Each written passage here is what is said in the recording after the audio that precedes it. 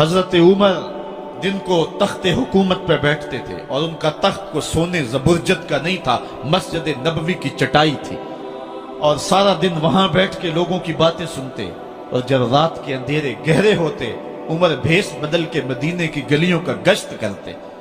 کہا تمہارے گھر سے دھواں نکل رہا ہے اور بچے رو رہے ہیں، ان کو کھانا کیوں نہیں دیتی؟ کہنے لگی عمر کی جان کو رو رہی۔ عمر کے پاؤں تلے سے زمین نکل گئی۔ کہا کیا ہوا؟ کہا 3 دن سے ہمارے ہاں کھانے کے لیے کچھ نہیں ہے، روزانہ بچے روتے ہیں اور میں ہنڈیا کے اندر پتھر ڈال کر کے نیچے سے آگ ڈالتی رہتی ہوں کہ بچے انتظار کر کر کے سو جائیں گے، کم بخت سو بھی نہیں رہے، اور وہ پتھر پکیں گے بھی کیا، اور میں عمر کی جان کو رو رہی ہوں۔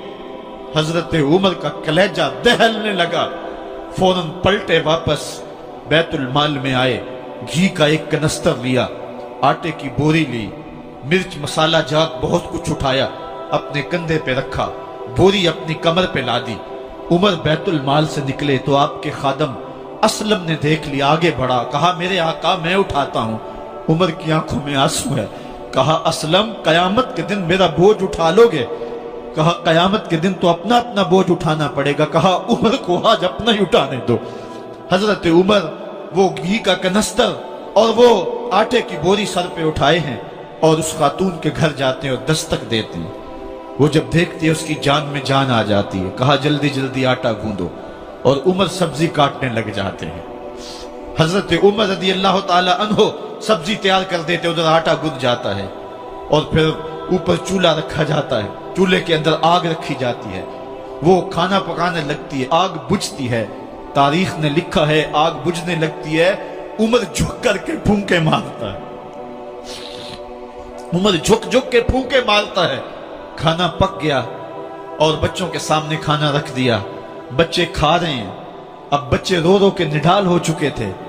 حضرت عمر اپنے ہاتھوں کو اور اپنے گھٹنوں کو اور اپنے پاؤں کو زمین پہ لگا کے، جس طرح بکری کا بچہ چلتا ہے، ویڑے کے اندر کبھی ادھر چلتے ہیں کبھی ادھر چلتے ہیں، تاکہ بچے مجھے دیکھ کے خوش ہوں اور دل میں کہتے عمر جتنا رلایا ہے اب اتنا ہنسانا بھی پڑے گا۔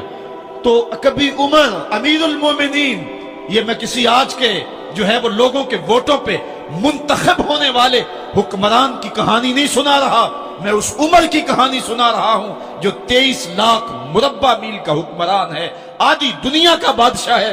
حضرت عمر جو ہے جس طرح بکری کا بچہ چلتا ہے، اس طرح اپنے ہاتھ اور اپنے گھٹنے زمین پہ ٹیک کر کے جو ہے وہ اس طرح چلتے ہیں۔ بچے عمر کو دیکھ کے مسکراتے ہیں۔ جب بچے مسکرانے لگے تو حضرت عمر نے اس خاتون سے کہا بڑھیا عمر کو معاف کر دے۔ اس نے کہا تو اتنی ہمدردی کیوں کرتا ہے؟ کہا عمر بیچارہ بڑا پھنسا ہوا ہے، فکر ہے اس کو یرموک و فسطاط و حلوان کی، جب فتح ہے مصر تو تیاری ہے ایران کی، آتے جاتے وفد سے ملاقات بھی کرتا ہوگا اور شب کو معلوم حالات بھی کرتا ہوگا، کانٹوں میں الجھی ہوئی بیچارے کی جان ہے، نیند اس کو بھی آتی ہے، آخر وہ انسان ہے، میری بہن عمر کو معاف کر دے۔ اس نے کہا نانا عمر کی بات میرے سامنے نہ کر، قیامت کا دن ہوگا، عمر کا گریبان ہوگا اور میرا ہاتھ ہوگا۔ جب اس نے یہ بات کہی تو عمر برداشت نہ کر سکے، بچوں کی طرح بلک بلک کر رونے لگے۔ کہا وہ بد نصیب عمر تیرے سامنے ہے، آج ہی کہلا جو کہنا ہے، قیامت کے دن مجھے معاف رکھنا۔ اس نے کہا تو عمر ہے؟ کہا بد نصیب عمر تیرے سامنے کھڑا ہوں۔ میرے عمر کہتے ہیں اگر دجلہ کے کنارے ایک بکری کا بچہ بھی پیاسا مر گیا، اس کا حساب بھی عمر سے لیا جائے گا۔ حضرت عمر نکلے یروشلم میں، ایک اونٹ ہے ایک غلام ہے، کبھی وہ سوار ہوتا ہے کبھی آپ باری مقرر کی ہے۔ جب قریب پہنچے یروشلم کے تو عمر کی باری نکیل پکڑنے کی اور غلام کی باری اوپر سوار ہونے کی آ گئی۔ غلام نے کہا آقا میں مرضی سے اپنی باری چھوڑتا ہوں، آپ آ جائیں، دشمنوں کے مفتوحہ علاقے میں آ رہے ہیں، تازہ تازہ علاقہ فتح ہوا ہے، اسلام کی شان و شوکت ظاہر ہو۔ عمر نے کہا اسلام کی شان و شوکت ایسے ظاہر نہیں ہوتی ہے، اپنی باری پہ تم بیٹھو گے، اپنی باری پہ میں بیٹھوں گا۔ لوگ منتظر کھڑے ہیں، دور سے جب دیکھا کہا اس کی ہیبت سے کانپتے تھے ہم، یہ تو کوئی حبشی لگتا ہے، رنگ کالا ہے، ہونٹ موٹے ہیں، اس سے تو زیادہ حسین اس کا غلام ہے جو آگے آگے چل رہا ہے۔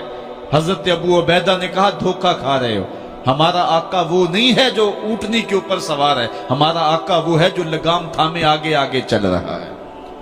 حضرت عمر رضی اللہ تعالیٰ عنہ کو آگے بڑھ کے جابیہ کے مقام پہ حضرت ابو عبیدہ بن جراح نے استقبال کیا، تو حضرت عمر آگے بڑھے اور انہوں نے آگے بڑھ کر کے حضرت ابو عبیدہ کے دونوں کندھوں پہ ہاتھ رکھا، اور سنو حضرت عمر نے کیا کہا، کہا لا الہ الا اللہ انا کنا اذل قوم فاعزنا اللہ بالاسلام، کہا کہ لا الہ الا اللہ، اے ابو عبیدہ بن جراح، ہم ایک ذلیل قوم تھے اور اللہ نے ہمیں اسلام کی وجہ سے عزت عطا کی ہے۔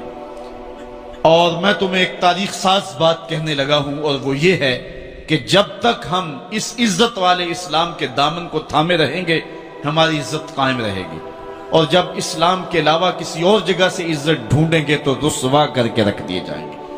یہ ہے وہ خلاصہ جو حضرت عمر نے امتوں کے عروج و زوال کا بیان کیا ہے۔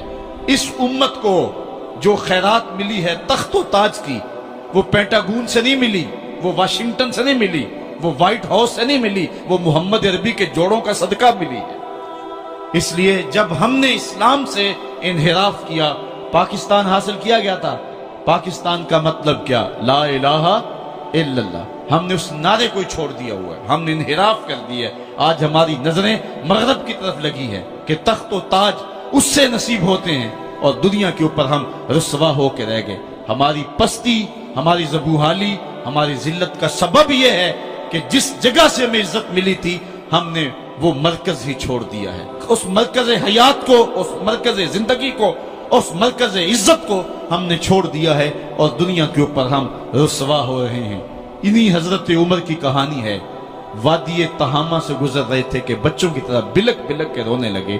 کہا عمر جوان آدمی ہو اور بچوں کی طرح بلک کے رو رہے ہو؟ کہا تم نہیں جانتے، مجھے بچپن کی کہانی یاد آ گئی۔ کہا کیا کہانی ہے؟ کہا یہی عرض تہامہ تھی، میرے باپ خطاب نے مجھے 5 اونٹ دیے تھے، کہا انہیں لائن میں کھڑا کرو سیدھا۔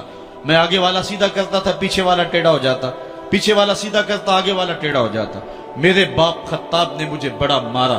کہا ایک عرب کے بیٹے ہو کے تم سے 5 اونٹ لائن میں کھڑے نہیں ہوتے؟